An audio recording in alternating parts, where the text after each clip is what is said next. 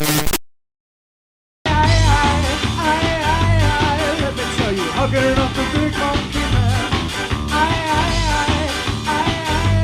Let me tell you, hugging it up the big monkey man. Hey everybody, welcome back to my garage. The snow's starting to melt. It's reasonably warm in here. I got some feedback on my last video regarding these bullet fenders that I found up in Chicago, about just explaining some details how I knew that they were original. I mentioned it in the video, but I didn't really talk about how I was reasonably certain that these are true bullet fenders. So first, the bullet fender ran from late 55 to 57. After 57, the headlights would have been on the top. That was the last year too for the oval window, the back window in the Volkswagen. So the turn signal is this little housing, which is called the bullet. Germans call it a pickle, I found out recently, which is interesting. So there's some signs that I've learned to look for to know if this is an original fender. Again, they're rare. They only ran a few years, well, really 2 years. First, if you look at the bullet housing itself, the welds are uniform all the way around. The reproductions will just be tacks on the sides, on the top, and on the bottom. They don't go all the way around uniformly, and they run about an inch all the way around, so look for that. The other sign is this horn grill here. Those will be about 2 fingers from the edge of the fender. The reproductions will be 4, and they will be pretty far over. So that's a way to tell too. Now after 57, and I think you can see it in the video, there's a nice deep cut that makes the bullet seat in there really nicely. Volkswagen continued with this press after, I think it ran through 60.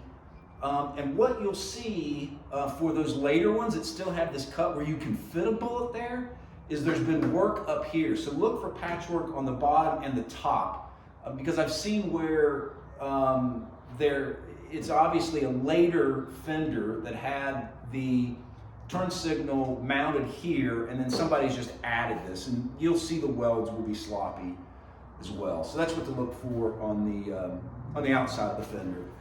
On the inside, when you look, well, obviously, look to see if it's stamped made in Mexico or Brazil. You may or may not know the Volkswagen was made in Germany, so if it's stamped made in Mexico, it's not an original. And there are a lot of them out there. The other sign is this tube. The bullet fenders would have a metal tube where the wiring from the body came in. After 57, it would have been just a rubber flexible hose that came into the headlight bucket. Also look at the housing, the back side of the housing for the bullet. It will have the uniform welds on a lip, just like the front welds. Usually reproductions don't have this lip. They're kind of sloppily welded up just on the front of the fender. And then I had mentioned the other thing that I look for is the gauge of the metal. These are 18 gauge originals. Most of the cheaper reproductions will be very flexible. I mean, this will start to bend. You know, I really have to force this thing even to begin to flex.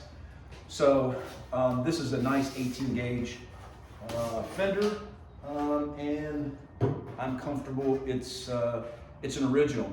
You can get reproductions of these. Restaurant Parts makes them, Classic Fat makes them, Wolf Parts. They're expensive. I mean, they're going to be 5, 6 plus your shipping. Wolf Parts and Restaurant are Finnish companies. They're great quality. They're 18 gauge.